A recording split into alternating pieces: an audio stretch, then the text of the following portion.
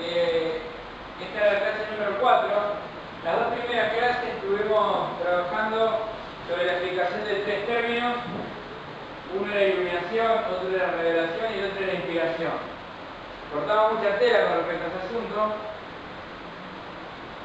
La clase pasada empezamos a hablar, nos introducimos en un tema que era que no hay escritos originales, ¿se acuerdan? Hablamos de inspiraciones cuando Dios sopló en los escritores de la Biblia, ellos pudieron escribir guiados por el Espíritu Santo, pero Dios cuidó de que ellos también puedan dejar rasgos de su personalidad. En el escrito vemos el amor de Juan, la esperanza de Pedro, la fe de Pablo, el carácter poético que tenía el rey David. Cada uno de los escritores pudieron dejar su rasgo, por eso no han dictado. ¿Sí? Si yo les tomo un dictado a todos ustedes, yo les dicto, cuando ustedes me entregan, todo va a ser igual. Sin embargo, en los escritos, la Biblia que es inspirada por Dios, es tan activa la presencia de Dios, que podemos decir que Dios escribió la Biblia 100% inspirada por Dios, pero es tan fuerte la presencia humana que podemos decir que es 100% escrita por el hombre. ¿Qué tal? ¿Cómo le va? Buenas noches. ¿Sí? Y habíamos visto algunas cuestiones, ustedes tienen los apuntes, yo los tengo donde dice inspiración verbal y plenaria. ¿Sí? Yo lo tengo página número 6, no sé cuál tienen ustedes, la misma. Habíamos dicho que la inspiración se aplica en forma directa a los originales y no a las traducciones. Y habíamos explicado un poquito esta cuestión de cómo podemos confiar que tenemos en nuestra mano la palabra de Dios, siendo que lo que Dios inspiró solamente son los escritos originales. Solamente Dios inspiró la primera carta de Pedro, la segunda de Pedro que escribió él. Pero cuando la carta de Pedro fue reescrita muchas veces, esos escritos no fueron inspirados por Dios. ¿Sí? Ahora, habíamos hablado que teníamos tres elementos. ¿Sí? ¿Cuáles eran? Los que vinieron. Tres elementos para estar seguros que hoy yo tengo en mi mano la palabra de Dios. Aún cuando el primer escrito que era el de Pedro se desintegró, se rompió, se deshizo, no existe más. ¿Cuáles eran esos tres? ¿Vamos? ¿Cómo? La copia más cerca del original. Vamos a suponer que acá viene Cristo. ¿Sí? Esto es antes de Cristo, esto es después de Cristo. ¿Cuál es el primer elemento que yo tengo? Bueno, que el Nuevo Testamento se escribió en los primeros 90 años y yo tengo a alguien que copió acá, y alguien que copió acá, en el año 1000, después de Cristo. ¿Cuál es el escrito más confiable? ¿El que se escribió en el año 1000 o el que se escribió en el año 100? Pues para los que no vinieron, ¿no te parece? El del año 100, ¿por qué? Porque es el más cercano al original. No, el original está escrito acá. ¿Sí? Es el más cercano al original. Pero los ¿Sí? otros años se van cambiando la versión. Bien. Entonces ponemos más cerca del original. Ahora bien, habíamos comparado con la escritura secular. Platón, Aristóteles. Vamos a la segunda elemento. Primer elemento, nuestro escrito tiene que ser lo más cercano posible al original. Ahora escuchen, sobre todo los que vinieron, que se salieron la clase pasada. Vamos a suponer que Juan escribió en el año 90 el Apocalipsis, ¿sí? Yo tengo una copia del año 100, una de 110, una de 150, hasta que llegamos a la del año 1000. ¿Sí? Llega el año 1000 y yo tengo una copia. ¿Cómo puedo estar seguro que esa copia que escribió Juan es igual a esta? Y fue escrita y reescrita cientos de veces. Yo tengo una copia, puedo dudar. Si yo tendría 5 copias y las 5 dicen lo mismo, estamos más contentos, ¿cierto? Bien. Habíamos dicho que Platón y Aristóteles escribieron cientos de años antes de Cristo. Desde que escribió Platón o Aristóteles hasta la copia más cercana al original, Hay un lapso de 1200 para Platón, 1400 años para Aristóteles. ¿Sí? Este tiene 7 copias, este tiene 5 copias. No sé si me van siguiendo. ¿Sí? Vamos, lo hacemos más sustantivo. Platón escribió. Pasaron los años, escribiendo, recopiando, sus escritos se desintegraban. Se recopió. Llegamos a la copia más cercana del año 900 más o menos. ¿Sí? Nos encontramos que pasaron 1200 años desde que se escribió el original de él y encontramos 7 copias. Y a las 7 dicen la misma. Entonces vamos a la universidad y no tenemos problema de decir que cuando leemos Platón, leemos Platón. Aristóteles.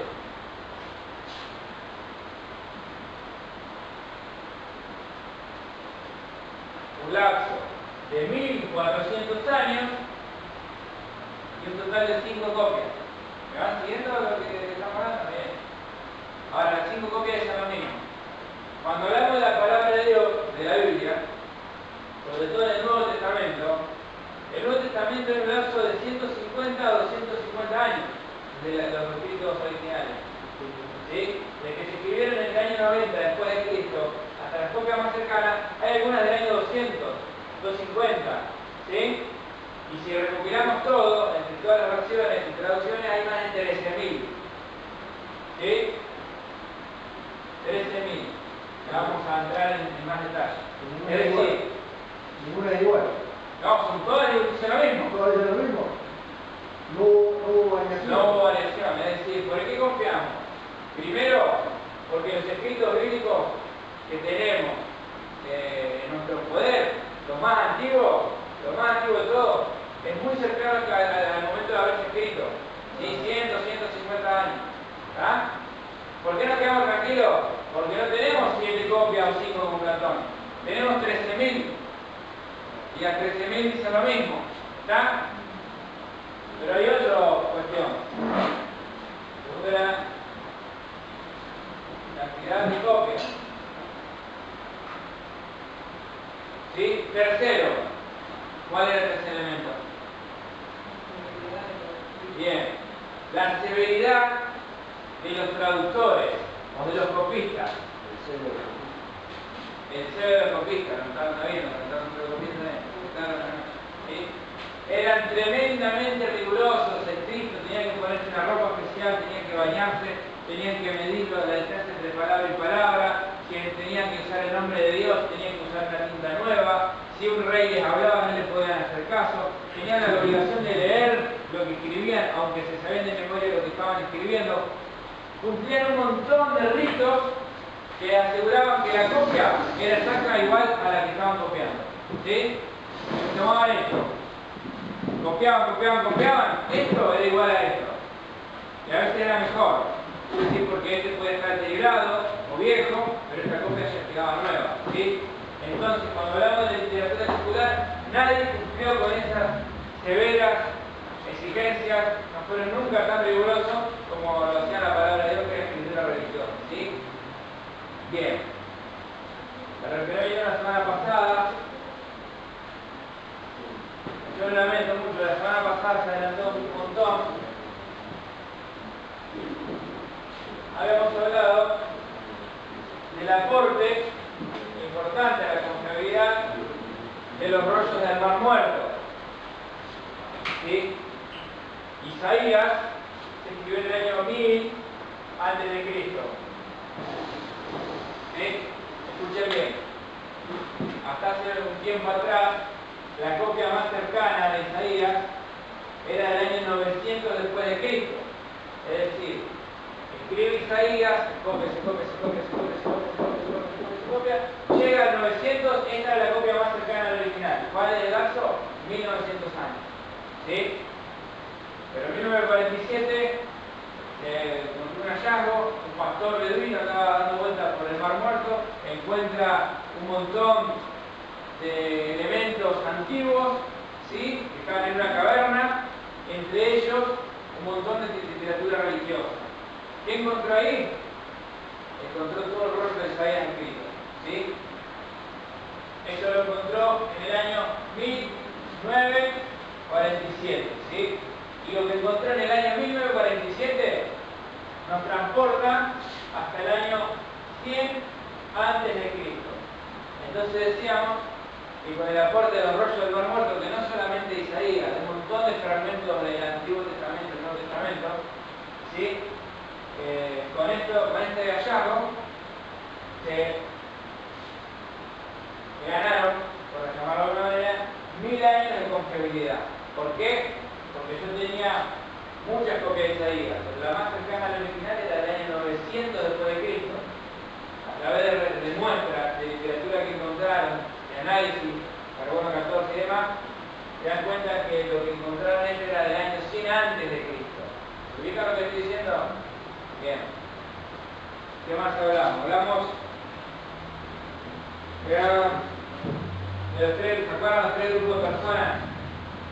Hubo tres grupos de personas que se dedicaron a escribir la palabra. Hasta el año 100 antes de Cristo eran los escribas. Ustedes van a ver en la palabra de Dios que el Señor se encontraba con los fariseos, con los saduceos y con los escribas, ¿sí? ¿Quiénes eran los escribas? Los encargados de esta tarea, de copiar y recopiar cientos de veces, ¿sí? Del año 100 al 500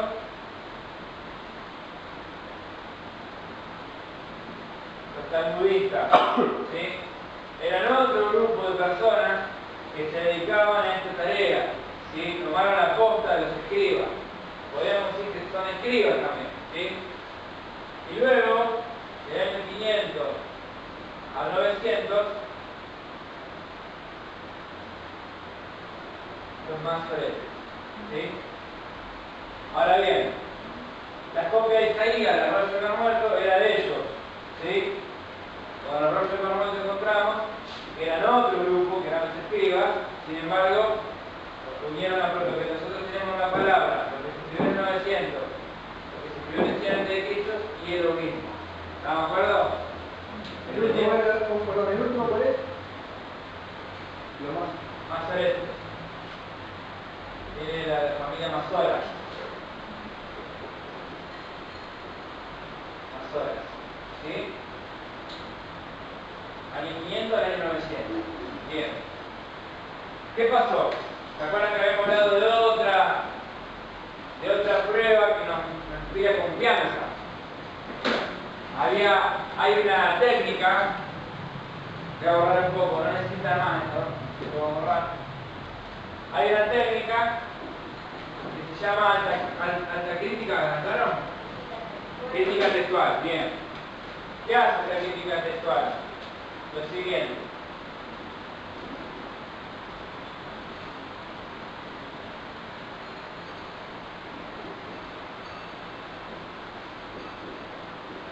Vamos a llegar a la letra O. ¿Sí? Voy a explicar acá. Imagínense que está el escrito original es A. ¿Sí? El escrito original.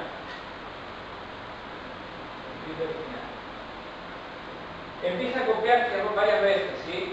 Muchas veces. Hasta llegar a la letra O, hasta llegar a la letra Z, ¿sí? Tenemos un montón de copias. ¿Alguna pregunta? ¿Cómo se llama? La técnica se llama crítica textual. ¿Sí? ¿Qué hace esta técnica? Toma de los últimos escritos la recopilación de todos ellos, y cuando lo recopila esta técnica logra llegar a la pirámide, a la punta de la pirámide. ¿Sí?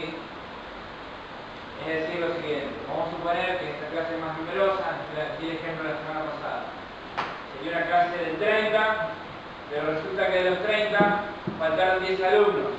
¿Sí? Yo les doy un dictado a ustedes, todos escriben lo mismo, 20 personas. 5 escriben con un error. ¿Sí? 5 escriben con error. Vienen los 10 alumnos que faltaban.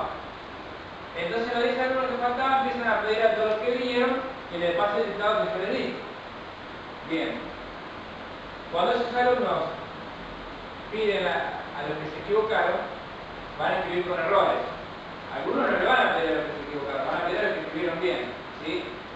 Bueno, lo que logra esta técnica es tomar todos los escritos y llegar al resultado original, que es este, ¿sí? ¿Entiendes, señora? Bien. ¿Qué pasó? La palabra de Dios empezó a copiarse, recopiarse cientos de veces. Después se empezó a traducir en el idioma de los sirios, ¿sí? El idioma de los samaritanos, luego la Vulgata latina, ¿sí? Luego en castellano.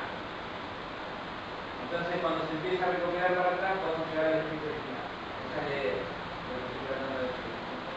Habíamos dicho también la confiabilidad de la Septuaginta. Tiene que ver un poco con la historia judía. Muchos judíos se fueron a Alejandría, a Egipto, empezaron a esparcirse, y fue necesario la traducción del idioma hebreo del Antiguo Testamento al griego. ¿Por qué? Porque cuando en tiempos de Jesús dominaba el Imperio griego hace poquito, no, el Imperio romano, ¿no? Pero venía del Imperio griego, el idioma que se había impuesto era el griego, todos hablaban griego. Entonces había muchos judíos de tradición, pero que hablaban un nuevo idioma que era el griego. ¿Tá? Entonces, ¿qué hicieron? Juntaron de cada tribu 6 sacerdotes. ¿Sí? ¿Qué hicieron? ¿Sí? Por 2, igual 72.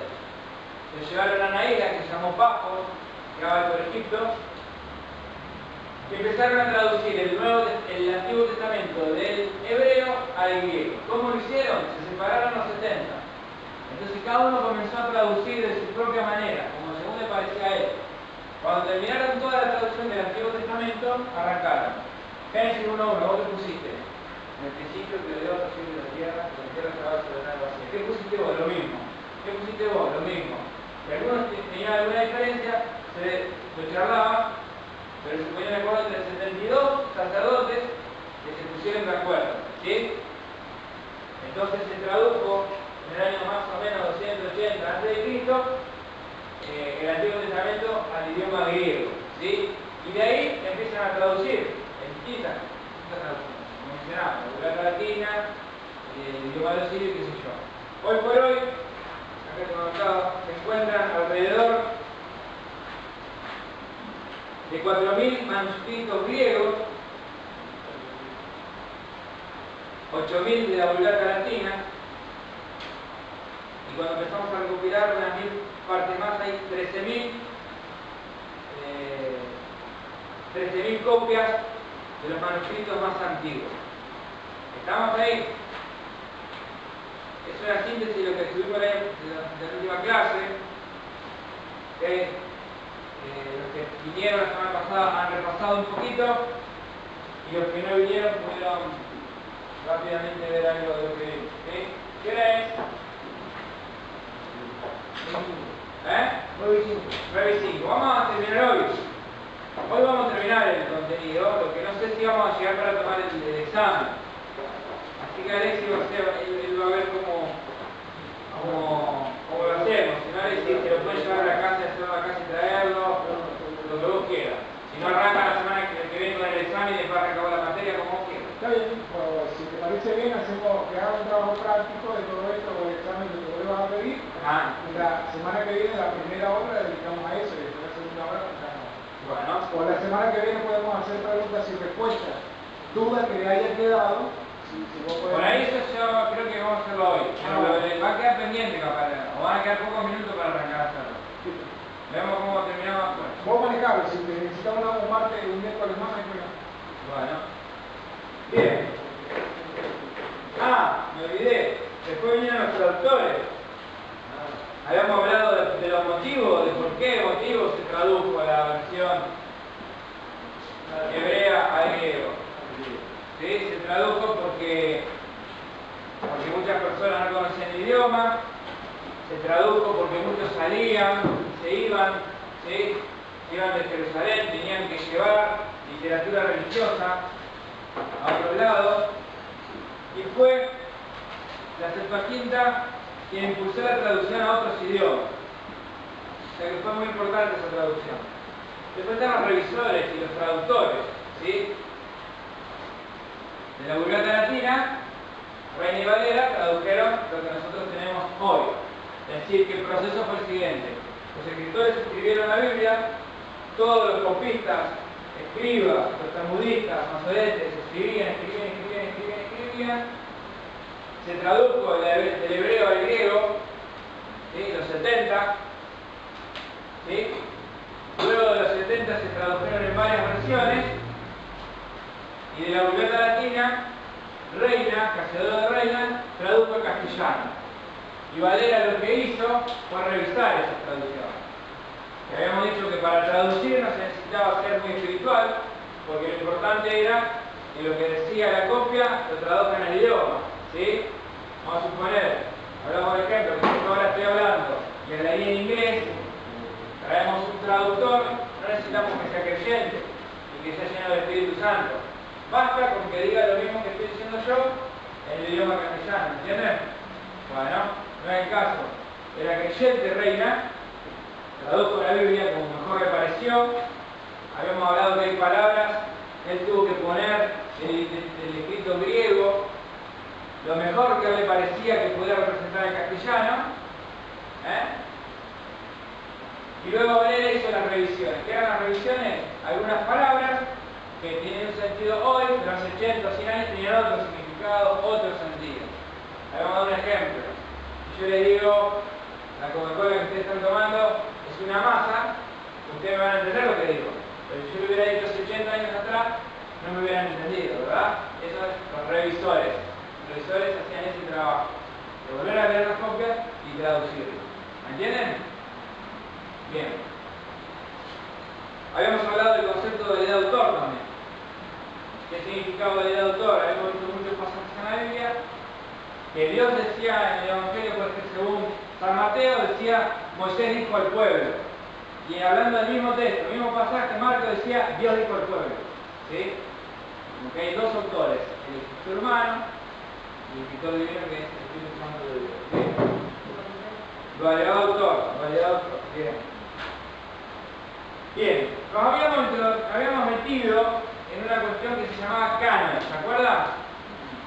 Vamos a meternos con esto. Y necesitamos un jueves más, un miércoles más. Yo creo que vamos a terminar esto. ¿Qué era el canon?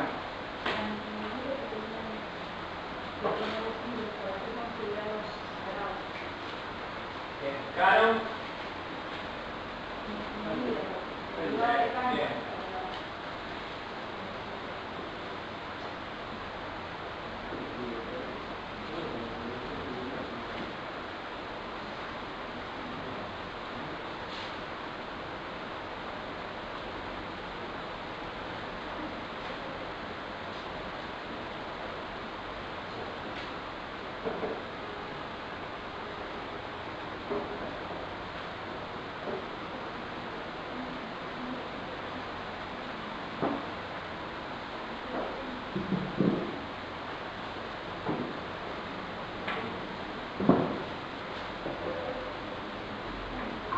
Bien, vamos a aclarar un poquito lo que es el canon.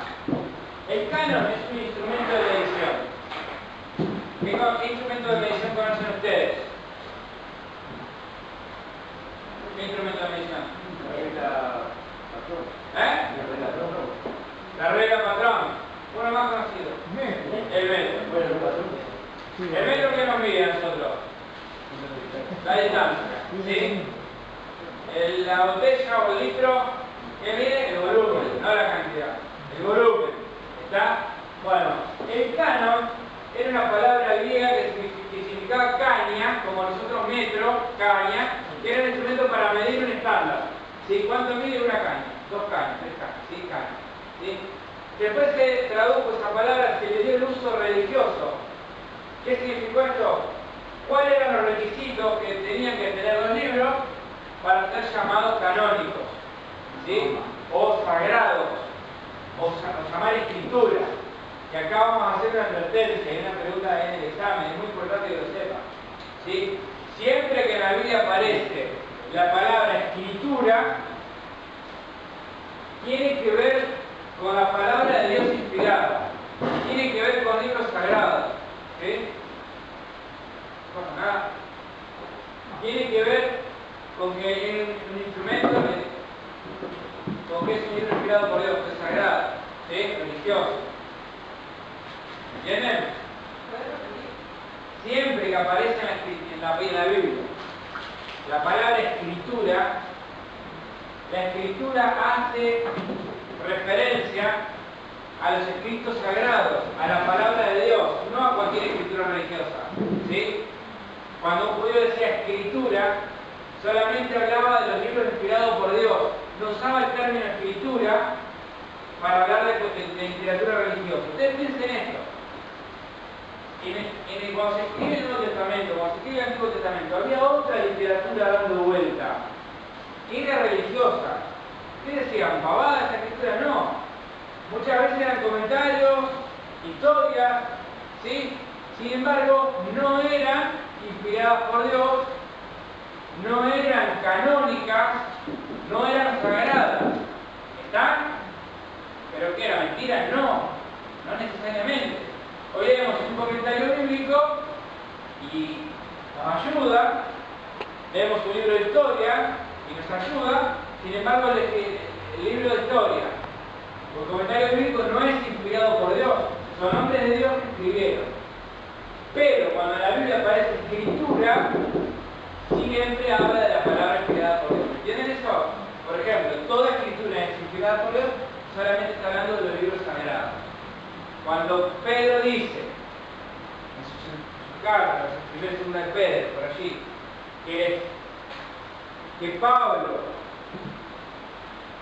tuvo para con ellos escrituras, las cuales algunas son difíciles de entender, ese término escritura está diciendo que Pablo les escribió a los hebreos, a los judíos, un libro inspirado por Dios, que probablemente es el libro de Hebreos.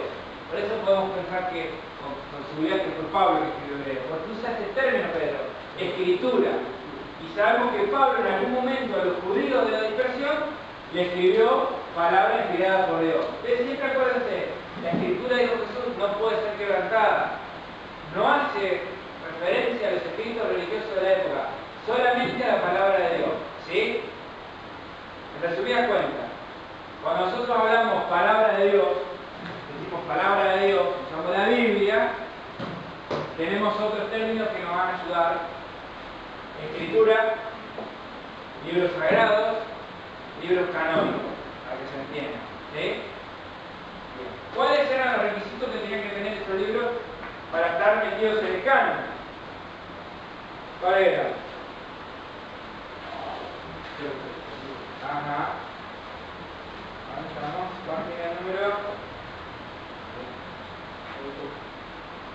8, 9, acá. Bien, este autoritativo proviene de la mano del Señor. Es decir, ¿estamos seguros que viene de parte de Dios? ¿Es profético? ¿Fue escrita por un hombre de Dios? ¿Por un profeta? Vamos a ver hoy que los profetas, en su mayoría, comenzaban de esta manera diciendo, vino palabra de Jehová diciendo. Fue escrita por un hombre de Dios. Es auténtica. Se utilizaba una... ¿cómo llamarlo? El profeta decía Horacio del Señor, afirmaba que la palabra de Dios. Sí, ya vamos a ver. ¿Sí? Se utilizaba una expresión. En esta expresión decía, sin dudas, deséchalo. Entonces vino de parte del Señor, refirió un profeta es dinámico, tiene el poder de Dios para cambiar vidas y por algo importantísimo, fue recibido, leído y aceptado por el pueblo de Dios. Ustedes piensan que en el Antiguo Testamento no hay ningún problema, ya ahora hablamos de la semana pasada. En la historia no hay ningún problema en aceptar que Moisés fue el escritor, luego Josué, luego David, Salomón, hasta ahí no tenemos problema, porque es un pueblo que va convalidando lo que sus profetas dicen. Pero después el reino se divide. ¿Sí? En el año 722. Acá, 722. Los asirios tomaron cautivo a las 10 tribus del norte. Sería capital de Israel. Les llamaban Israel, capital de Samaria. Los tomaron cautivo. Nunca más se volvieron a juntar. En el año 586, Nabucodonosor, rey de Babilonia, vino a Jerusalén y la asistió. y lo llevó a algunos al palacio, ¿se acuerdan? Bien, en el palacio profetizaba Daniel, en la cautividad profetizaba Ezequiel, pero en el pueblo se había quedado Jeremías. Acá Dios mandó sus profetas, Jonás, entre otros, varios profetas menores. Ahora, esto sí fue un problema, porque estuvieron 70 años cautivos y luego volvieron. Entonces fue necesario recopilar estos escritos, y estos, con estos, y ponerlos por orden. ¿Sí? La tradición judía dice que fue Esdras, quien era un escriba dirigente, así se presenta a él, el que tuvo la tarea de recopilar y de formar un canon en el Antiguo Testamento. El que midió cuáles eran los libros sagrados inspirados. Ustedes piensan lo siguiente: un judío que recibía profecías tenía la seguridad de que el profeta decía la verdad. ¿Por qué? Porque el cumplimiento de la profecía era inmediato. ¿Sí? No es que profetizaron todo lo que profetizaron para 2000 años más tarde. No, ellos profetizaban palabra de Dios que se cumplía. Tuvo un cumplimiento inmediato, tuvo un cumplimiento mediático a mediano plazo. ¿Sí? Es decir, vamos a un ejemplo. Daniel profetizaba o adivinaba las escrituras que estaban en la pared, ¿se acuerdan? Interpretaba los sueños del rey.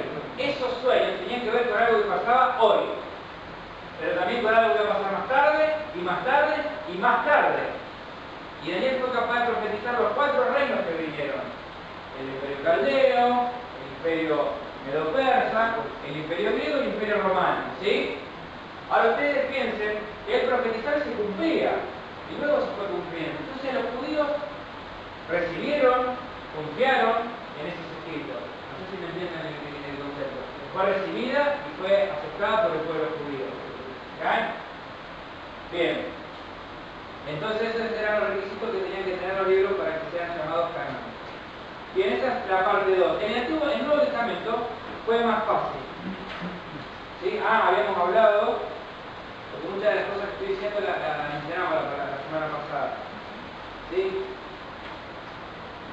Habíamos hablado de fechas. ¿Quién tiene fechas? A ver dónde está. ¿Fechas de qué? Fecha de formación del canon del Nuevo Testamento y del Antiguo Testamento. 90 a.C. 90 a.C. Formación del canon bíblico del Antiguo Testamento. Sí.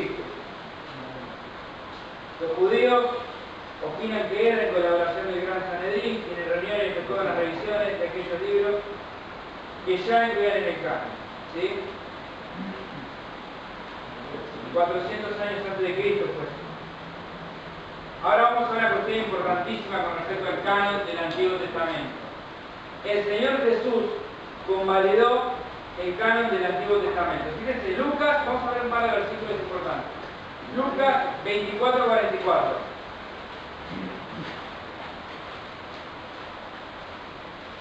Alguien va a buscar Juan 10:31 al 36. Y alguien va a buscar Lucas 11:51. ¿Esto puedo borrar? Quiero que se acuerden de estos términos: escritos sagrados, escritura, palabra de Dios. ¿Sí? Es sinónimo.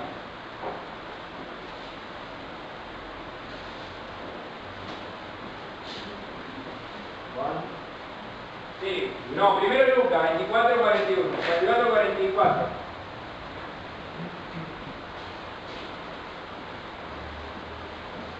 Vamos. Dale, sigue, que el pleno va diciendo, chicos.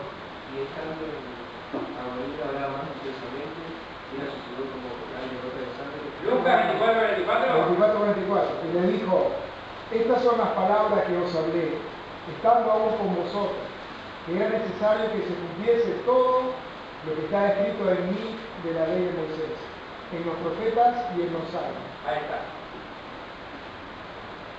Esto es importantísimo. ¿Por qué? Porque el Señor va a decir que era necesario que se cumpliera todo lo que estaba escrito ahí. ¿Dónde? En la ley.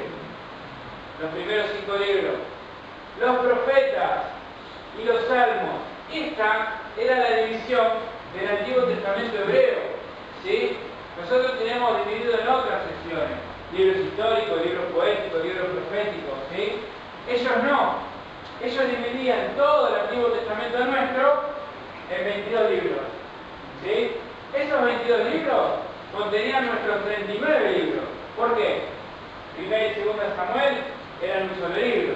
Primera y Segunda Reyes era un solo libro. Primera y Segunda Crónica era un solo libro.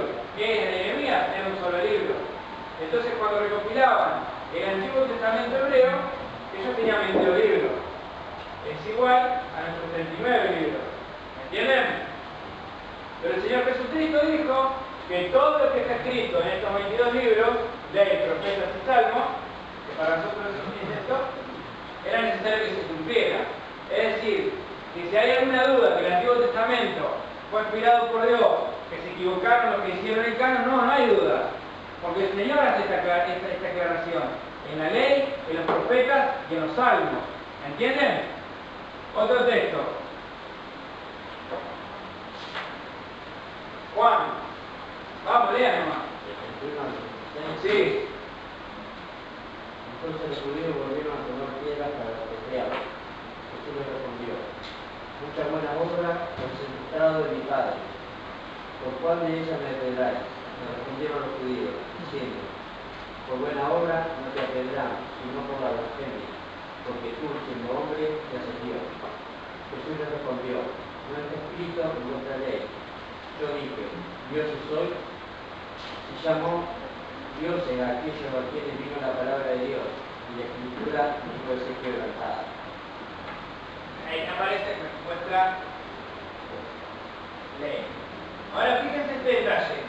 En Jesús. ¿Me equivoqué en algo? No, No, pues por ahí le puedo mandar una larga tranquilamente. Ustedes me dicen. Escritura. Este pasaje también es fundamental. Ustedes lo tienen en la punta, anótenlo. Juan. Juan 10:31. ¿Por qué es fundamental? Acá el Señor está enfrentado con los fariseos. El Señor es capaz de decir sepulcro blanqueado, es capaz de condenarlos por su conducta, su hipocresía y su manera de vivir. Pero el Señor nunca criticó lo que ellos adoptaban como libro sagrado, lo que está escrito en vuestra ley, ¿sí? Aseverando que ellos podían cometer un montón de errores, pero el libro que tenían en sus manos no estaba equivocado, ¿sí? Y luego va a decir, ¿cómo termina? Cuando utiliza la palabra escritura. La escritura en vuestra ley, y reitera, la escritura no puede ser quebrantada. ¿Se acuerdan que yo les dije el concepto de escritura? ¿Qué es escritura? Escritura hace referencia únicamente a escritos inspirados por Dios, sagrados, canónicos, ¿sí? Otro pasaje, Lucas 11:51. Desde la sangre de Abel a la sangre de Zacarías, que murió entre el altar y el templo, sí, os digo que será demandada de esta generación. Ahí está. Ahora es el Señor quien vuelve a hablar y dice, no va a separar los libros, ¿sí? Ley, profeta, salmo. Pero fíjense, desde Abel, ¿a dónde está escrita la historia de Abel? Hasta Zacarías, último personaje del Antiguo Testamento, ¿sí? Desde Génesis hasta que terminaron los profetas, que dice, ¿qué pasó desde la sangre de Abel hasta qué? Que murió entre el altar y el templo, sí, os digo que será demandada de esta generación. Bien, fíjense, desde acá hasta acá, ¿qué pasó? Es todo el Antiguo Testamento hebreo. ¿Estamos de acuerdo? Es decir, que podemos confiar porque el Señor Jesucristo hizo uso del Antiguo Testamento. Él convalidó. Y el Nuevo Testamento es más fácil. Fíjense, Efesios, capítulo 2, versículo 20. ¿Ustedes qué lo leen? Edificados sobre los fundamentos de los apóstoles y profetas, siendo la principal piedra del ángulo Jesucristo mismo. ¿Entendido? edificados sobre el fundamento de los apóstoles y profetas, siendo la principal piedra del ángulo Jesucristo mismo. Bien, todo esto a nosotros nos da la seguridad que el Antiguo Testamento es palabra de Dios inspirada. ¿Por qué? Porque entre todas las cosas que ya mencionamos, cómo fue prescrito, cómo fue conservado, cómo llegó hasta nuestras manos, cómo Dios no solamente es el Dios de la inspiración, sino de la preservación, y de una manera milagrosa, son personas que podemos estar seguros. Cuando vino Jesús, Él convalidó, hizo uso del Antiguo Testamento hebreo, ¿sí? Pero en el Nuevo Testamento dice que tenía que ser sobre el fundamento de los apóstoles. Entonces, son los mismos requisitos para el canon del Nuevo Testamento. Tenía que ser auténtico, escrito por un hombre de Dios, pero tenía que tener la aprobación o haber sido escrita por un apóstol o bajo su autoridad. Por eso ustedes van a ver que la palabra de Dios está toda escrita por apóstoles, a excepción de Marcos, que es un evangelista, que la tradición judía dice que escribe de la boca de Pedro.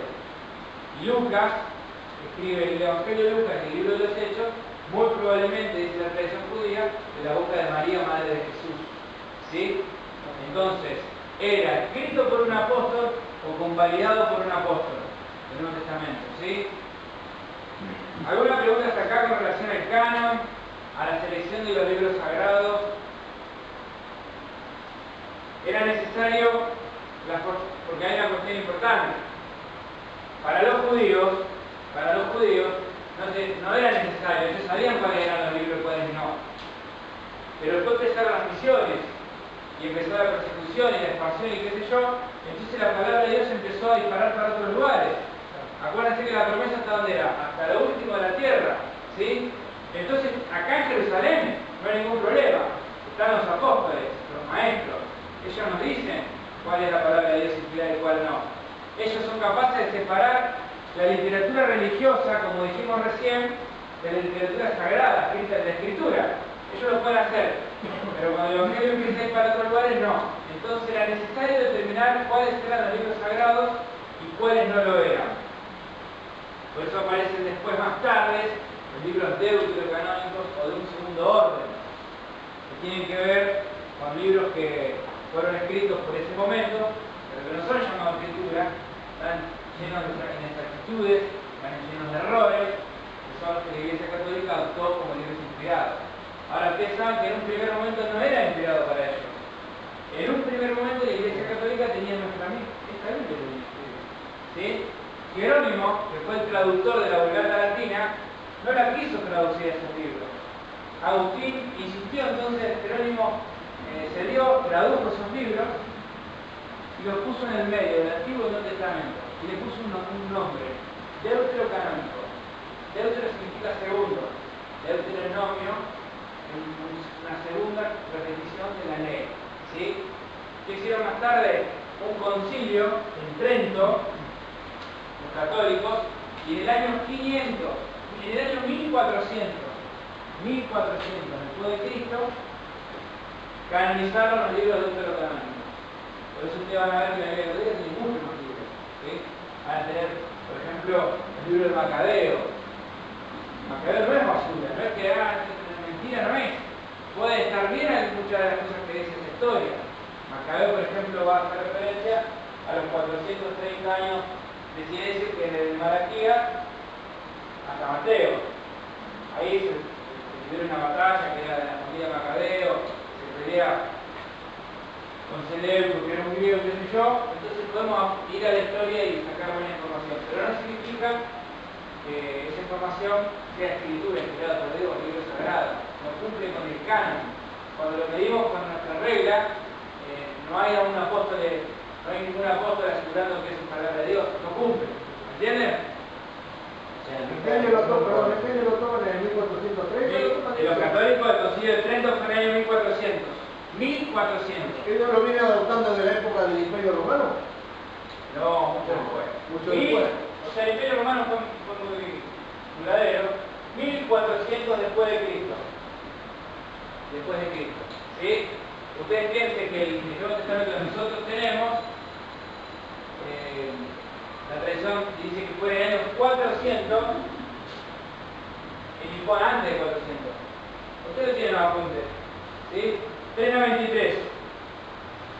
Ustedes tienen un Nuevo Testamento, dice. ¿Sí? Y ahí dice: las enseñanzas de Jesús y los escritos apostólicos trascendieron los videos hebreos, se difundió por todo el mundo. B, dice, realidad de la formación del canon, los libros del Nuevo Testamento fueron conocidos oficialmente a medida que se escribieron. C, aprobación definitiva del canon. Luego de varias cuestiones referidas a la selección canónica de los escritos del Nuevo Testamento, finalmente en el Concilio de Hipona, en el año 393, se confirmó definitivamente. Está seleccionado por Atanasio de Alejandría en el año 367.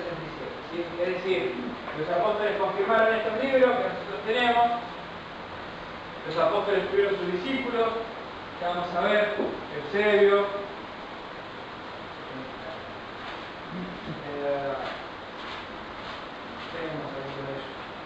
Ireneo, Policarpo fue discípulo de Juan, Josefo fue historiador, todos ellos nos cuentan, siguieron haciendo discípulos. ¿Sí? En un momento se juntaron en el Hipona y definieron cuáles eran. Ya sabían cuáles eran, no tenían problemas. ¿Sí? ¿Sí? Fueron varios, los concilios eran reuniones de gente espiritual. Eso es concilio. Por ejemplo, Hechos capítulo 15, se juntan en Jerusalén en un concilio. Los apóstoles, las personas espirituales, venía el apóstol Pablo con Bernabé, concilian, se ponen de acuerdo. De eso se trata el concilio, de acordar. ¿Sí? Definitivamente en el año 400, 393, ahí, en Hipona, se cerró el canon bíblico. ¿Sí? 1000 años más tarde, los católicos se juntaron en Trento y dijeron: no, vamos a sumar a la colección de libros sagrados los libros deuterocanónicos. ¿Sí? ¿Qué es la historia de eso? Voy a preguntar algo, hermano. A ver. Voy a preguntarle algo. ¿Iba a tocar algo? No, pero voy a la cama. Bueno. Por el tema de la Iglesia Católica, la fundación de la Iglesia Católica, ¿dónde va San Anillo? Es Pedro. Claro, pero el Papa, pero no tenemos tiempo ahora. No sé qué hora era decir. Son las 10:30, ¿no? Bueno, vamos a la tercera sección que ustedes tienen en apunte, que dice, parte 3, podemos confiar en la Biblia.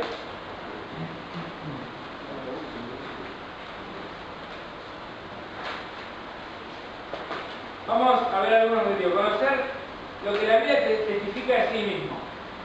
Apreciar el testimonio de Jesús con respecto a la palabra.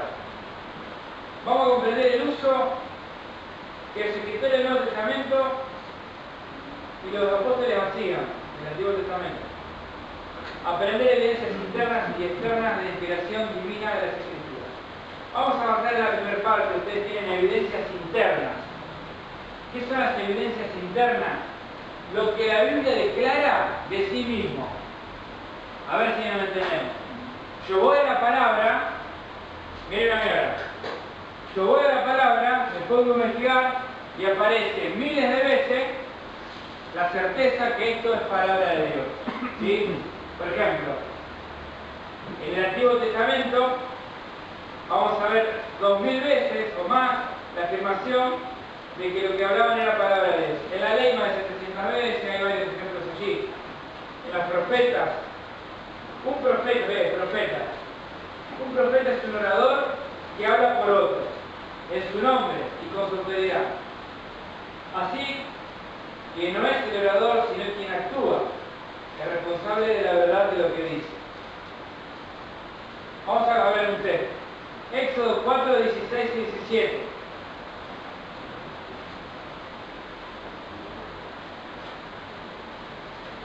Éxodo 4, 16 y 17. Vamos a ver algunos pasajes. Ezequiel 1, 3. Van a ir buscando algunos, ¿sí?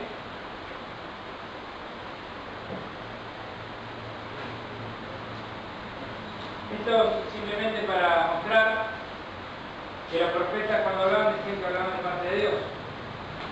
Sí. No tenemos tanto problema con la evidencia interna. Sí, dale. y él hablará por ti al pueblo. Él te será a ti en lugar de boca, y tú serás para él en lugar de él. Si tomarás en tu mano esta vara, con la cual harás esta señal. Ahí está. El Aarón que iba a hablar al pueblo, pero en realidad no era Aarón. Era Dios que iba a transmitir lo que él quería decir a través de Aarón. Y esa es la idea del profeta. Es alguien que habla en nombre del otro. En este caso Aarón hablaba en nombre de quién? De Dios. En realidad Dios le hablaba a Moisés, Moisés le hablaba a Aarón y Aarón le hablaba al pueblo. ¿Sí? Ezequiel 1:3.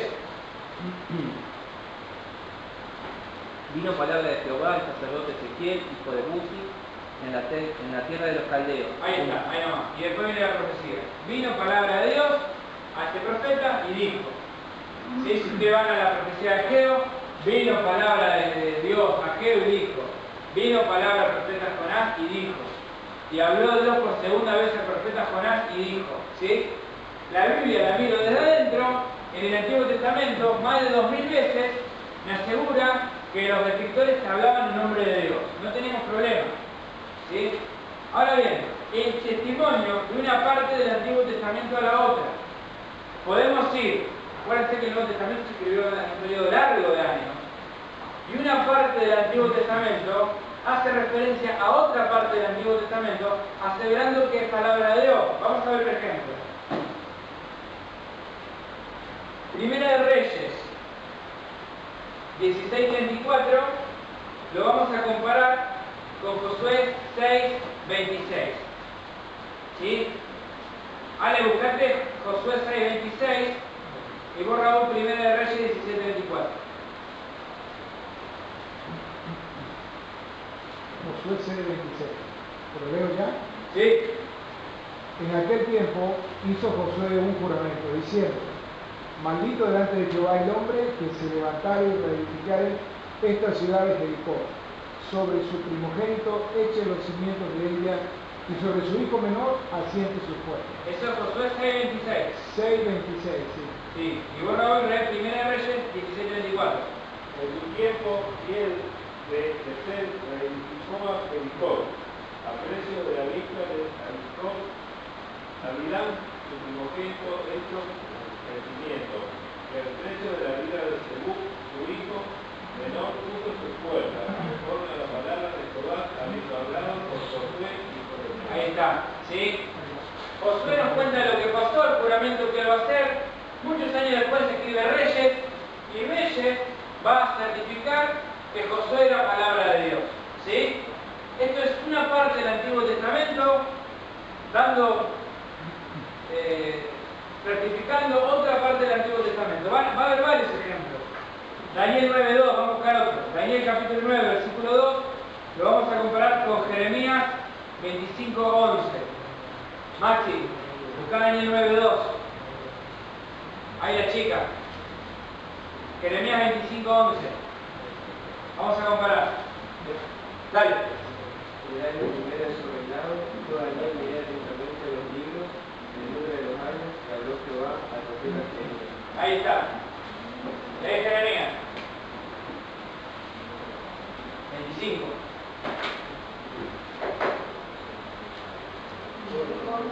Sí. Toda esta tierra será puesta en ruina y en espanto, y servirán estas naciones al rey de Babilonia 70 años. Ahí está. Ahora fíjense lo siguiente. Jeremías profetizó, ¿sí?, antes del cautiverio, que Israel iba a ser puesto en espanto, iba a estar 70 años cautivo. ¿Qué hizo Daniel?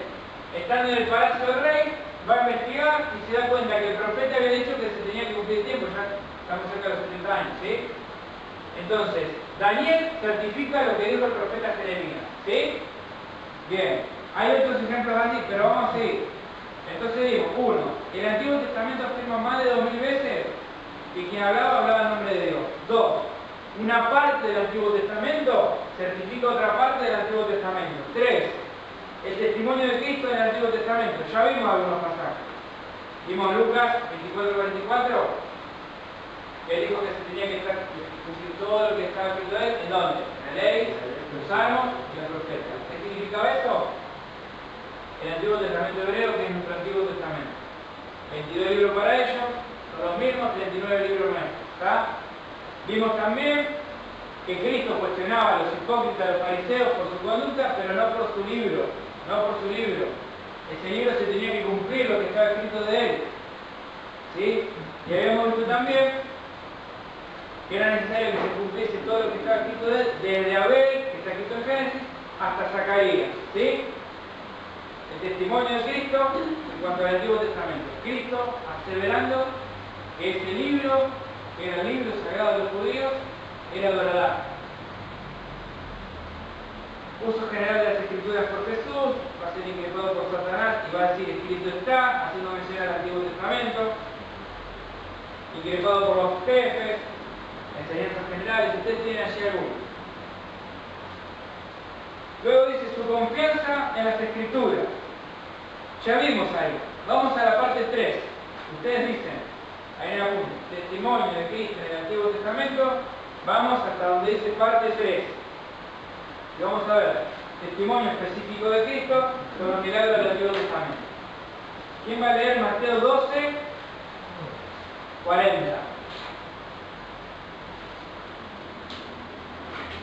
Y 41. Vamos a repartir el 5. Alexi, por favor. Mateo 19, 3 al 6. Mateo 19, 3 al 6. Sí. María, ¿te animás? No, vos vas a leer, María, el diluvio. Lucas 17, 26, 27. Lucas 17. ¿Sí? Gilman. Lucas 17, 28, 29. ¿Dónde lo vamos?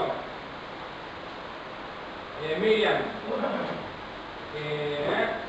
Lucas 17, 31 y 32. Vamos a leer, dale. 19:3. Entonces vinieron a él los fariseos, tentándole y diciéndole: ¿es lícito al hombre repudiar a su mujer por cualquier causa? Él, respondiendo, le dijo: ¿no habéis leído que el que lo hizo al principio, varón y hembra, lo hizo? Y dijo: por esto el hombre dejará a padre y madre, y se unirá a su mujer, y los dos serán una sola carne. Así que, si no son ya más dos, sino una sola carne. Por tanto, lo que Dios juntó, no lo separe. Ahí está. Escuchen bien. ¿Sí? Ya vimos que Cristo habló, que era necesario todo lo que dijimos de él, que se cumpla todo lo que dijimos de la profeta. Pero ahora, él va a ser más específico. Él va a decir un relato, va a hacer referencia a algo que dijo alguien en Génesis. Varón y hembra lo creó. Eso fue escrito 2000 años antes de él. Y él certifica que lo que está escrito en Génesis es tal cual. ¿Sí? Varón y hembra lo creó Dios. ¿Sí? Ese es un escrito de Génesis que él asegura que es verdad. Mateo 12:40. Porque como tuvo Jehová en el vientre, como tuvo de Jonás en el vientre del gran pez 3 días y 3 noches, así estará el Hijo del Hombre en el corazón de la tierra. Ahí está. 3 días y 3 noches. Ahora no solamente habla de un relato bíblico, va a hablar de una historia, de algo que pasó. Ahora, ¿ustedes se acuerdan cuando hablamos de una teoría sobre inspiración verbal, que era la teoría parcial, que decía que sí, que la parte religiosa era importante, pero la historia no era tan importante? ¿Se acuerdan de eso? Jonás creía en un vientre de un pez. No, eso nunca ocurrió. Lo que sí es una enseñanza que a nosotros nos deja algo espiritual para que podamos aprender. Así dicen ellos. Sin embargo, Jesús dijo que era necesario, y como Jonás estuvo 3 días en el vientre de un pez. Y si lo dijo Jesús, y si lo dice Jonás, que es palabra de Dios, yo puedo confiar. Ahora Jesús está aseverando que Jonás estuvo 3 días en el vientre de un pez. ¿Sí? Haciendo referencia a algo que pasó en el Antiguo Testamento. Otro pasaje. Cualquiera, el diluvio. Dale vos, Gilman. Como fue en los días de Noé, así también serán los días del Hijo del Hombre. Comían, bebían, se casaban y daban al casamiento hasta el día en que entró Noé en el arca. Y vino el diluvio y se destruyó a todos. Bien. Ahora el Señor está haciendo una mención al diluvio. ¿Se acuerdan? Teoría parcial. Si vos querés creer que diluvió, que pasó, bueno, no importa. No es lo importante. Tu salvación no depende de cuánto llovió, de cuánta gente murió. No, es importante, porque Jesús dijo que el fin del mundo va a ser como los días de Noé. Que la maldad se multiplicó en la tierra, de sobremanera, hasta que vino el diluvio. ¿Sí? Entonces Jesús va a asegurar que el diluvio fue verdad. El diluvio está escrito en el Antiguo Testamento. ¿Me entienden, amigos? Bien, otro pasaje. Sodoma y Gomorra. Lucas 17, 28, 29.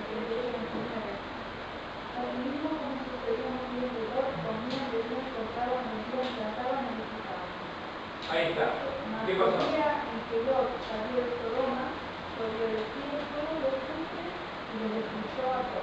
Ahí está. No es que llovió fuego y azufre. Es una verdad que nos deja una enseñanza. No. El Señor Jesús dijo que un día cayó fuego y azufre del cielo y que Él destruyó Sodoma y Gomorra. Es decir, que Cristo está convalidando lo que se escribió en Génesis, nuevamente. ¿Sí? Otro. Lot, la esposa de Lot, tiene todo, de 31 y 32.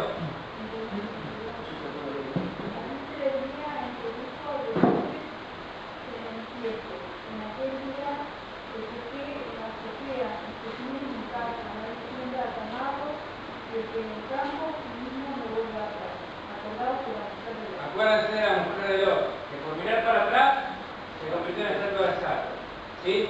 Jesucristo me está diciendo que lo que se escribió en la antigüedad es así como se escribió. Asegura el Antiguo Testamento. La zarza ardiente, Lucas 20:37, ¿lo tienen? Es la mención dicha por Jesús que un día una zarza ardió y se presentó en la presencia de Dios Moisés. ¿Sí? ¿Qué tiene? Pero en cuanto a que los muertos han de resucitar, aún Moisés lo enseñó en el pasaje de la zarza. Cuando llama al Señor, Dios de Abraham, Dios de Isaac, Dios de Jacob. Ahí está. Diciendo, miren qué importante, esta es una doctrina de la resurrección. Esto nos dice que ya en la antigüedad Moisés confiaba que Abraham, Isaac y Jacob no estaban vivos, no estaban muertos, estaban vivos. Pero él hace referencia a Cristo hace referencia a la zarza que ardía. Ahí usted tiene otro pasaje como Moisés levantó la serpiente del desierto, así es necesario que el Hijo del Hombre sea levantado. Esto es dicho de la boca de Jesús. Un día una serpiente se levantó y el que miraba con fe a la serpiente, el veneno de la serpiente era sanado. Cuando Cristo levantaba la cruz, el veneno del pecado no se apodera de nosotros, porque Él nos da su sanidad, su salvación. ¿Sí? En Juan 3:14, el Señor haciendo referencia a la serpiente que Moisés levantó. Y no solo eso, sino en el capítulo 6, 49 que tiene allí, Jesús haciendo referencia al maná, el pan de vida. ¿Sí? Todas estas enseñanzas de Cristo hacen referencia a los dichos, a los milagros y a los hechos que sucedieron en el Antiguo Testamento. Es decir, que no solamente el Antiguo Testamento afirma ser palabra de Dios por quienes lo escribieron, no solamente el Antiguo Testamento hace referencia una parte a la otra, llamando palabra de Dios a aquella otra parte, sino que Cristo mismo tomó los hechos, tomó las historias, las enseñanzas y dijo que era palabra de Dios, porque así se tenía que cumplir. Bien, el silencio de Cristo desde 4. Cristo jamás mencionó la existencia de errores en el Antiguo Testamento. Esto nos conduce a la conclusión que no hay ninguno. Después está el testimonio de los escritores del Nuevo Testamento, el uso del Antiguo Testamento por parte de los apóstoles. Hay muchísimas citas bíblicas que los apóstoles hacen mención al Antiguo Testamento. Por ejemplo, en la defensa de Esteban, una mención a toda la historia del Antiguo Testamento. Esteban, en el capítulo número 6 y 7, hace mención a toda la historia judía. ¿Sí? Ustedes siempre resistieron al Espíritu Santo de Dios. ¿Sí? Ese es un ejemplo. Hay muchos. Oíste que fue dicho por el profeta David tal cosa. Era necesario en Hechos capítulo 2 que se cumpla la profecía de Dios a Joel. Los apóstoles hacían uso del Antiguo Testamento. Cristo hacía uso del Antiguo Testamento. Los escritores del Antiguo Testamento usaban el Antiguo Testamento. ¿Está? Vamos a ver afirmaciones afirmaciones directas. Me van a ayudar, Marcos 12:36. Lucas 1:70. Maxi, buscate Lucas 1:70. Amigo, ayudad. Hechos 1:16. Dale. Que tiene. Marcos 12:36. Sí. Porque Marcos 12:36. Porque el mismo David dijo por el Espíritu Santo, dijo el Señor a mi Señor, siéntate a mi diestra hasta que ponga a tus enemigos por el lado de que tiene una mención en los salmos. Ahí está. ¿Sí? Es el evangelista que habla y hace referencia a lo que estaba diciendo David, guiado por el Espíritu Santo. Lucas 1:70. Como habló por boca de sus santos, perfectos que puede ver. Ahí está. Como habló por boca de sus santos profetas. Dios habló por boca de sus santos profetas. Es Lucas, el evangelista del Nuevo Testamento, que dice que Dios habló por sus santos profetas. ¿Verdad? Hechos 1:16. Varones hermanos, era necesario que se cumpliese la escritura y que el Espíritu Santo habló antes por boca de David acerca de Judas. Ahí está. Ahí nomás, era necesario que se cumpla lo que dijo David de Judas. Punto. Está escrito en el Antiguo Testamento. Fíjate, 4:25. Hechos 4:25. Que por la boca de David tu siervo dijiste, ¿por qué se amotina la gente y los pueblos juntan cosas vanas? Ahí está. Es en el Nuevo Testamento y los apóstoles haciendo referencia al Antiguo Testamento y llamando a esta palabra inspirada por Dios. ¿Sí? Vamos a dar vuelta a la hoja y vamos, ¿qué hora es, Alexis? Menos 10. Menos 10. Menos cuarto. Menos cuarto. Menos 14 para que sea exacto. Seguimos. Falta muy poquito para terminar. Muy poquito. Así que la semana que viene podemos hacer, si ustedes quieren, un repaso y el examen. Y vamos a terminar. ¿Se termina la semana que viene? Sí, y quería hacer una acotación interesante. Hablando de esto es importante en los libros deuterocanónicos porque la doctrina de la Iglesia Católica del bautismo por los muertos lo sacan del libro, creo que es de Tobías o de Sabiduría, no. ¿De alguno de ellos? No, de Maccabeos tampoco. Creo que es de Tobías, me parece. Que habla y apoya el bautismo por los muertos. Entonces es importante saber que el mismo Nuevo Testamento corrobora los escritos del Antiguo Testamento. El Señor Jesucristo en ningún momento habló de los libros como Maccabeos, como Tobías, ¿no? Habló de libros específicos. Cuando el Señor Cristo, bueno, buena aclaración. Pues ese es un punto solo para que nosotros tengamos seguridad también del tema de la... Cuando el Señor dice, escúcheme, es necesario que se cumpla todo lo que está escrito en la ley, los salmos y los profetas. Lo voy a escribir de nuevo. Ley, salmo y profetas. Esto es igual a los 22 libros hebreos. Esto es igual a nuestros 39 libros. ¿Me entienden? Cristo habló y aseguró por estos, no por los otros. Muy bueno. Cuando estamos hablando de una parte del Antiguo Testamento, hace referencia a otra parte. Cuando estamos hablando que los apóstoles usaban las escrituras del Antiguo Testamento, ¿sí? Cuando hablamos que se tenían que cumplir las profecías que se cumplieron en el Nuevo Testamento, estamos hablando de estos 22 o estos 39 que son los mismos, no de los otros. Muy importante. ¿Entienden lo que estamos hablando? Por ahí venía. Cuando hablamos, antes de la referencia, que Jesús hizo mención al profeta Jonás, hizo mención a las historias, a los hechos, a los sucesos y a los dichos ocurridos en el Antiguo Testamento, solamente Cristo hizo referencia a estos ley, profetas y salmos. ¿Sí? No a los otros. Es importantísimo.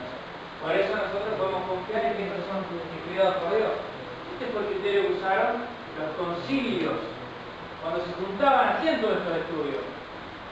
¿Por qué puedo saber que Joel fue verdad? Bueno, porque cuando Pedro predicó, dijo que se tenía que cumplir lo que y se cumplió. No sé si me van entendiendo.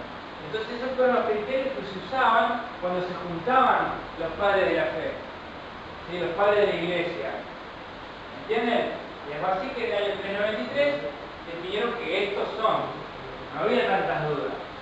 Quizás había dudas con el libro de Esther, que no aparece el nombre de Dios, con el libro de Eclesiastés, que vimos que tiene errores, a los que no vinieron, contiene errores de conceptos. Entonces, claro, para los concilios tenían sus dudas, pero conciliaron, guiados por el Espíritu de Dios, y cerraron en que esos libros sí son inspirados. ¿Me entienden? No entiendo nada. Qué bueno que me digan hoy que no te entendí nada. ¿Cuándo? ¿Del primer día? Bien, referencias clave. Estamos en evidencias internas, gente. Acuérdense, evidencias internas. La palabra de Dios me asegura que este libro es palabra de Dios. Eso lo dice la misma palabra, desde ahí sale. Vamos a ver algunos textos. 2 Timoteo 3:16, conocido por ustedes que lo tienen que aprender de memoria para el examen. 2 Timoteo 3:16.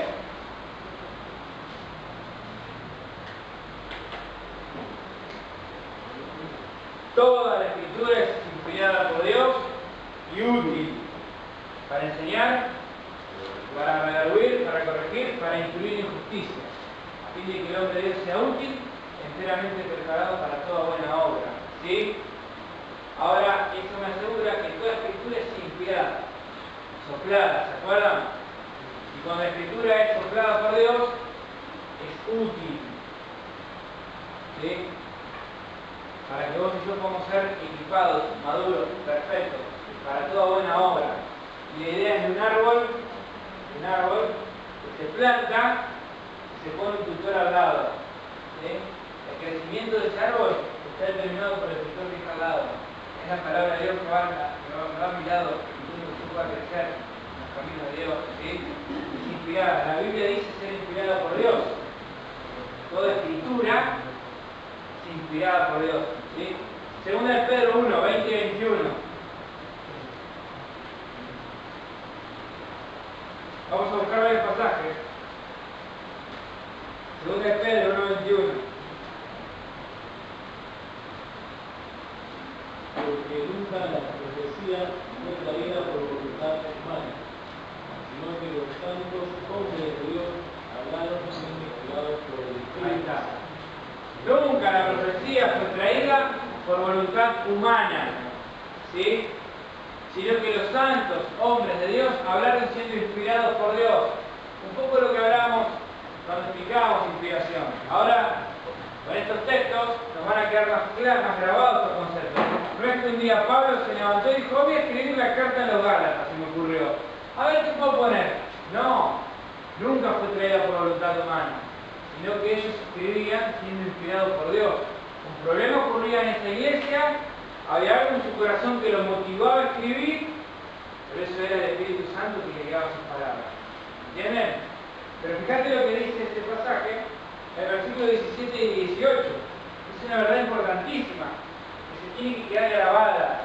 Escuchen, esto que vamos a leer tiene que grabarse en la mente. 17 y 18. Primera de Pedro. Vamos a pensar un poquito acá a qué suceso hace referencia. Pero segunda de Pedro, estamos en segunda de Pedro 1, 17, 18 y seguir leyendo. Dale. El Señor recibió de Dios, Padre, honra y gloria, es olvidada desde la magnífica gloria una voz que decía, este es mi Hijo amado, en el cual tengo complacencia. Y nosotros oímos nuestra voz enviada del cielo cuando estábamos con él en el monte santo. Ahí está. A ver, lo que siguieron con la lectura. ¿A qué referencia está haciendo Pedro, que es el escritor? Piensen bien, léanlo tranquilo. Segunda de Pedro 1, 17 y 18. Léanlo tranquilo. Algunos se lo sacaron de lo que están pensando. No, el bautismo no. Fíjate que 2 veces en el Nuevo Testamento aparece esta mención. Este es mi Hijo amado, en el cual tengo complacencia.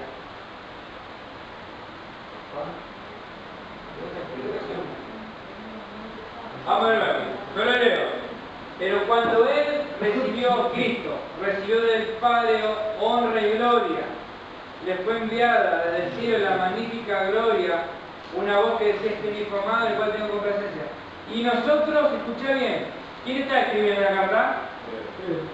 Y nosotros oímos esta voz del cielo cuando estábamos con él en el monte santo.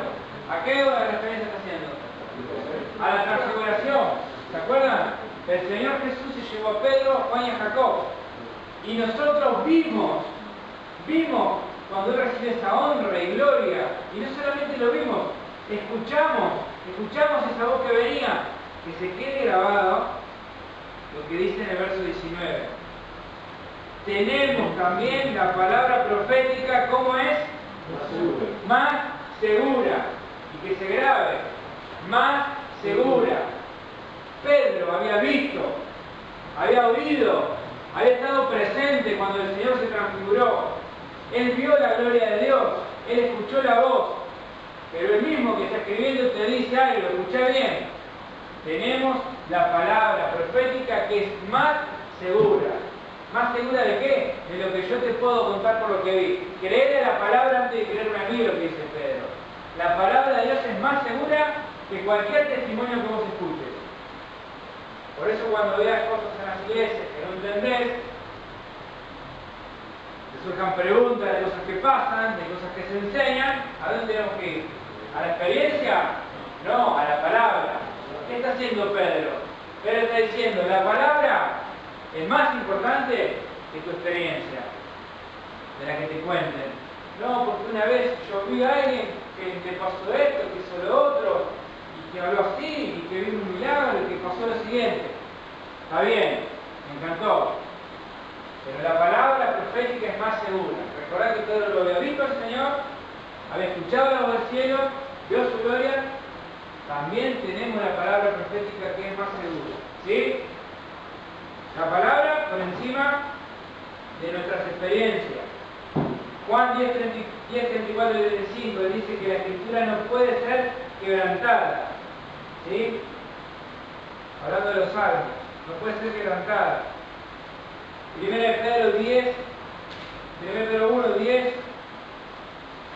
hace mención que el Espíritu Santo habló por los profetas. ¿Se acuerdan que los profetas no entendían muchas veces? ¿Qué era decir? Falta 4 o 5 minutos. Vamos a mirar algo. Ya estamos prácticamente dando el apunte, pero testigos oculares. Lo vi con mis propios ojos. ¿Sí? ¿Cómo sabemos? Acuérdense que estamos en evidencias internas. Evidencias internas. ¿Sí? ¿Qué son las evidencias internas? Todo lo que la Biblia dice de sí misma. ¿Cómo podemos confiar que la Biblia es palabra de Dios? Por lo que ella dice.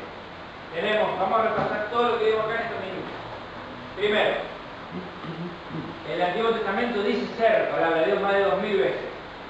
Segundo, otra evidencia. Segundo, una parte del Antiguo Testamento hace mención a otra parte del Antiguo Testamento diciendo que es palabra de Dios esa parte. Tercero, Cristo dijo que el Antiguo Testamento era certero. Ya lo vimos varias veces. Hizo uso de historias, de hechos, dichos del Antiguo Testamento y dijo que era verdad. Los apóstoles usaban el Antiguo Testamento, aseguraron, confiaron en él, palabra de Dios. Muchas profecías se cumplieron en los tiempos de los apóstoles, ¿sí? ¿Qué más? Dijimos que hay muchos versículos, muchos textos que afirman que la Biblia es la palabra de Dios. 2 Timoteo 3:6, toda escritura es inspirada por Dios. 2 Pedro 1:20-21, la profecía no fue traída por voluntad humana, sino que los santos hombres de Dios hablaron siendo inspirados por Dios. Nos leía recién Lucas 1:70, Dios habló a través de sus santos profetas. Todas estas son evidencias internas. Pero hay una muy importante. Los escritores del Nuevo Testamento escribían de primera mano. Ellos no escribían por lo que les decía otro. Si bien Lucas sí lo hizo, Marco lo hizo. ¿Les acuerdan cómo empieza la carta de Juan? Lo que hemos visto al principio, con nuestros ojos, lo que tocaron nuestras manos palpantes al verbo de día, porque la vida fue manifestada. Le hemos visto y eso os testificamos. Ellos hablaban de algo que habían visto de primera mano. Vamos a ver algunos pasajes y terminamos con esto. Vamos a ver algunos. Lucas 1 del 1 al 3. Hechos 1:9. Primera de Pedro 5:1. Vamos a ver algo. Dale. Puesto que ya muchos han tratado de poner en orden la historia de las cosas que nosotros han sido servicios, tal como nos enseñaron que en el principio lo vieron con sus ojos. Ahí está. Los que los del principio lo vieron con sus ojos. Fíjate, para Lucas las cosas eran ciertísimas. ¿Por qué? Porque él estaba escribiendo lo que le estaba diciendo a alguien, posiblemente dijimos que era María. La tradición judía dice que esto fue así. Él escribe de boca de María el Evangelio de Lucas. Él escribe de los apóstoles el libro de los Hechos, de primera mano. Ellos le contaron lo que habían visto. ¿Y cómo fue? Y bueno, un día estábamos en el sepulcro y estábamos llorando, íbamos ahí, y teníamos miedo, pero nos encontramos cómo íbamos a mover la piedra para poner todo esto, y nos dimos cuenta que la piedra estaba movida. Eso fue por boca de alguien que había visto todo eso. ¿Sí? Segunda de Pedro 1:16. Alguien que lo tiene y lo lee. Avísame la liebre.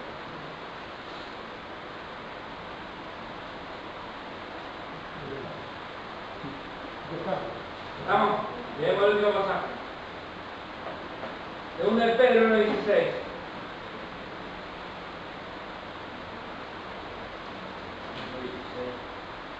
Porque no hemos dado a conocer el poder y la venida de nuestro Señor Jesucristo como palabras artificiosas, sino como habiendo visto con nuestros propios ojos su majestad. Ahí está. Con nuestros propios ojos vimos su majestad. Así que otra evidencia de adentro es que quienes escribieron habían sido testigos de primera mano. Presenciaron la majestad del Señor, los milagros que él hacía, etcétera, etcétera, etcétera. Cerramos acá, nos queda para la semana que viene re poquito. Son las evidencias externas. Desde afuera, ¿cómo podemos ver que desde afuera? No desde adentro. Yo la miro desde afuera, ¿cómo sé que esto es palabra de Dios? Vamos a cerrar, no sé si con una oración. Le vamos a pedir a mi amigo, ¿cómo es tu nombre, hermano?